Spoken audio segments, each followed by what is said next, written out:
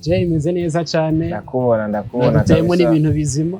Ngo umutagata nawe ni vyiza cyane. Mbarahano twatwo turagera. Cyane narijya wimirije ku ugiye kubera ku mugaragaro. So ni indirimbo kazoza ubona ko ifise message ikwiye kabisa. Abantu nabonye muri commentaire ngo sizazi ndimwane mu mazi iminsi musohoruje kuri message nyinshi ngura kwiye ama awards kuri wewe ikikora muri community bako bayakira gute muri rusange ngo imeze nkuko atifuza kubera uri mukuru uri muto irakuraba udafise mushika urafise mukuru wawe nawe n'umukobwa canke nawe nyene ubwawe uri umukobwa ugomba gutegura kazoza. Komba jerambaza ati clip video ngo usa n'uwagabanutse gatoya ngo waratanguye gym jewe ntavyo mbona mwe mumbona nimwe mumbwira ubibona gute ariko nabo bombwira uko babibona ubona gute je ntavyo ndabona ariko bize face cyane ni tuba mwakoze mu gihugu ca Burayi yagenze neza tubona ko muri bamwe batuzaniye n'amashusho ameze neza clip video ibonanye no kumenga n'utwo mwakuye hariya mwaradusubijeyo niyahe impact yagusigiye muri Bilimani Boy muri kumwe na Kiri kuno munsi hariho n'ibivugwa ko muri mu gusubirayo.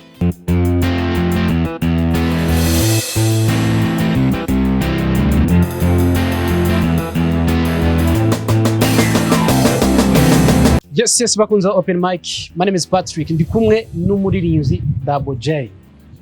Ndakuramukije. Ndabaramukije cyane nanje. Umuririmbyi Double J ariko gusohora indirimbo kazoza. Inyuma yo gukora ibiteramo ku mugabane wa Burayi, indirimbo tuzaniye wenyine ku mugaragaro muri Sama O'Clock open mic. Meze neza Double J. Ndashima namwe ni sawa. Meze neza. So J meze neza cyane. Ndakubona. Natemo n'ibintu bizima. Ngo umutagata nawe ni vyiza cyane. Mbarahano twatwo turagera. Cyane narijya wimirije ku ugiye kubera ku mugaragaro. So ni indirimbo kazoza ubona ko ifise message ikwiye kabisa. Abantu nabonye muri commentaire ngo sizazi ndimwane mu mazi iminsi musohoruje kuri message nyinshi ngura kwiye ama awards kuri wewe community bako bayakira gute muri rusange nkuko wajeje kubivuga feedback zimeze neza cyane abantu bariko baranyereka ko bayikunze cyane ene byanyeretse ko abantu bari bakeneye ko tubahindurira gato iko tuzana uyundi muziki bari bamaze iminsi bakumbuye rero nabikoze ku bwabo nkuko mubizi je ndirimbira abantu benshi batandukanye rero iyinye kabisa ndibaza nta ushobora kwigaya ngo imeze nkuko atifuza kubera uri mukuru uri muto irakuraba udafise mushika urafise mukuru wawe nawe n'umukobwa canke nawe nyene ubwawe uri umukobwa ugomba gutegura kazoza. Ndagaruka cyane ku kintu cyo kwandika wayanditse kubera iki kazoza k'umukobwa kuko ari amajambo ndiko ndarabumenga nayo kutanegrija ngamu nyuma y'akantu dusobanye no kuvuga musanzwe washatse gushikiriza iki muri rusange. Icyambere na mbere iyo ndirimbo ntayo nari nsanzwe mfise nta cyumviro nari nsanzwe mfise icyumviro twari Makamba muri pre-musique mu mwaka uheze urazi ko Amiri na Kori bariko barakorana nabo na pre-musique rero hari ukuntu umwanya w'akazi wari waheze turi mu mahoteli nyene dutuje nyene bwije rero Amiri na Kori bari bafise ivyuma turi hajya twese two turasangira two turavibinga baratangura baravuza umva byari bigoye kubahuza iyo ndabipanga byari bigoye ariko ni Imana yabiteguye ko duhurira aho hantu hama twumva twese twogerageza kurondera ikindi kintu gitandukanye n'ibyo twari dusanzwe dukora mu yindi mediho canke mu yandi majambo turirimba rero guhera aho iryo joro turayikora gushika buraca indirimbo rero nabonye ari umwanya mwiza wo kuyibaha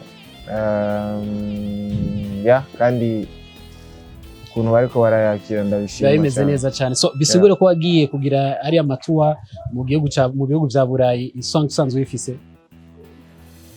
Nayisanzwe ndayifise ariko ubu ngarutse kwabaye gukosora utuntu dukeyi, ariko icyiyumviro gikuru hanini cyaviriye hariya, ariko guheraheza indirimbo yose naciye ndayiheraheza mu nyuma. So arakantu kitwa kunegrija cyane yuko nahagaze ko urumva nyene ngo amadolari ahari n'ibindi nyene aca mvuga none nyinegrije gute akoresha umwanya. Urumva indirimbo kazoza ahanini nafatiye ku bintu tubona mu buzima bwa misi yose, mu kibano. Usanga hari abakobwa benshi bakiri bato bageze mu myaka yo gushyuha, urumva bariho bakibona ibintu bishasha mu buzima bwabo, urumva biba byoroshe ko bahendwa cyane n'ivy'isi.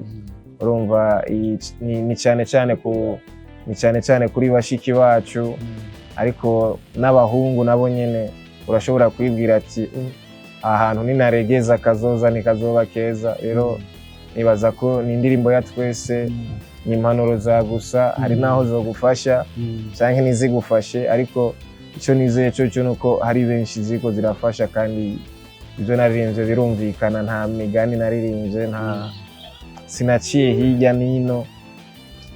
Nibaza ko ni indirimbo nziza nakoze ku bw'abarundi bose n'abakunzi b'umuziki wacu. Ni indirimbo yakwije amavyuzi menshi cyane mu kiringo c'amasaha makeyi, ubona ko abantu bari bayiteguriye cyane, kuko hari igihe twari muri vibe zimeze ukuntu, abantu basura indirimbo zimeze ukuntu, ariko uno munsi twaje ku mpanuro nyinshi kandi wumva ko ari bien sana. So indirimbo ko yakira neza, batwandike muri commentaire batubwire nyene n'utundi tuntu tukwiye nyene canke bitagenze neza, byose bashe muri commentaire canke byagenze neza. So ni arwambaje rambaza ati clip video ngo usa n'uwagabanutse gato, ngo waratanguye gym. Jewe navyo mbona mwe mumbona nimwe mumbwira ubibona gute. Imyimenyerezo irahaba kandi simpaka duposte, urumva nyene jewe ukomeze nukomeze, si ibintu byose nshira kuri social media, kubera umuntu wese afise uko ameze, kandi ko biri kose igikuru nuko ndabaha ibikorwa vyiza bakabishima, ariko nabo bombwira uko babibona. Ubibona gute? Je ntavyo ndabona, ariko ubibona gute? Bize face cyane. Ni tuwa mwakoze mu gihugu ca Burayi, yagenze neza, tubona ko muri bamwe batuzaniye n'amashusho ameze neza, clip video bibona nyene kumenga n'utwo mwakuye hariya mwaradusubijeyo.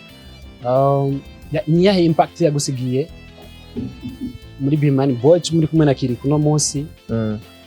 Hariho n'ibivugwa ko muri mu gusubirayo, bimeze gute muri rusange? Yari experience ikomeye cyane ku muziki wacu no ku buzima bwacu, kubera ni imwe mu ndoto abaririmbyi bose batangura umuziki bafise, kuririmba gushika naho bagutuma ko mu bihugu byo hanze, kurira indege kubera umuziki, ukazunguruka ibihugu byinshi bitandukanye kubera umuziki. Urumva ni indoto yo mu bwana yabaye ukuri. Rero kuri twebwe ni ikintu gikomeye cyane cyari kibaye mu buzima bwacu. Rero kuri rya nshuro ya mbere cyari kibaye, ntitwari kugenda tudafashe agasanamu. Urabizi ko atasanamu nta cyabaye ko kugaragaza ko kubereka ati hapa ni wapi tulifika.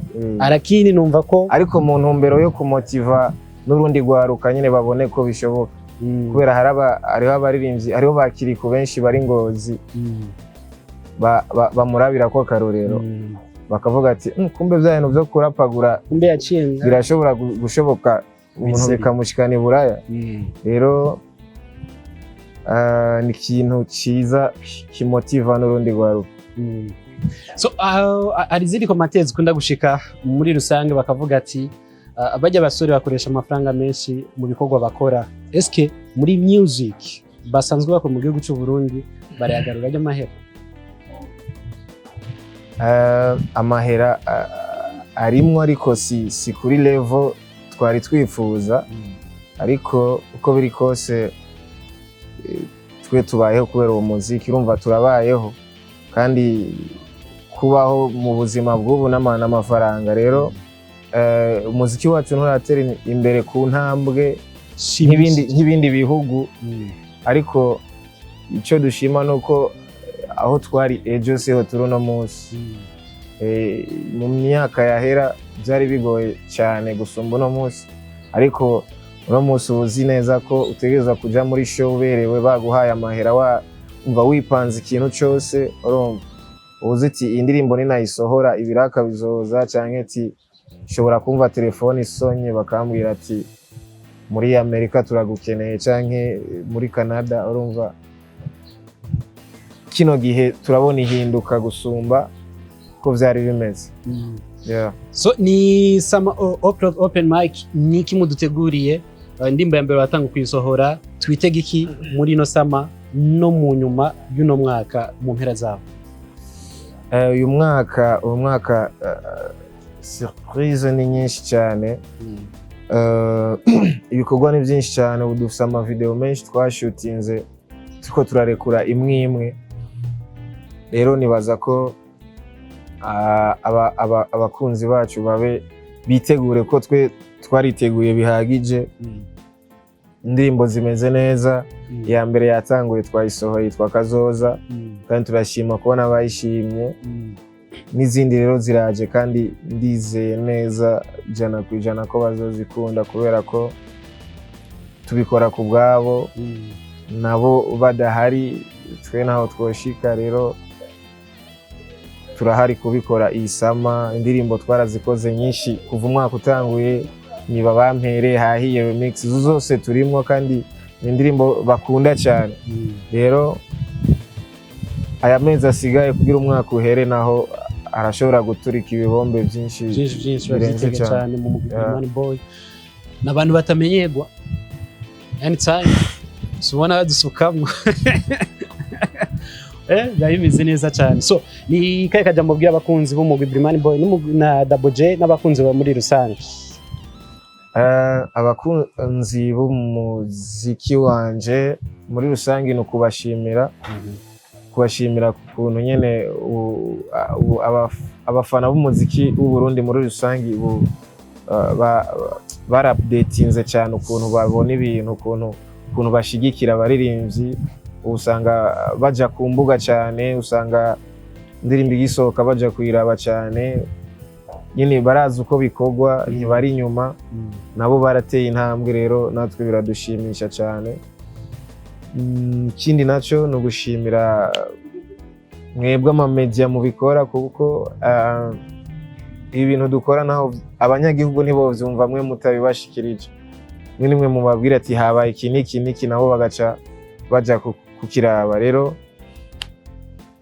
ndabashimiye cyane, mukomeze mubidufashamo kuko turacabakeneye cyane. So tuje hasi muri comment batubwire ko indirimbo bayakiriye, munamubaze n'ibibazo mushaka kumubaza, tuzosubira tumuhamagare avyishure koko duhari ku bwanyu. Ndagushimire cyane.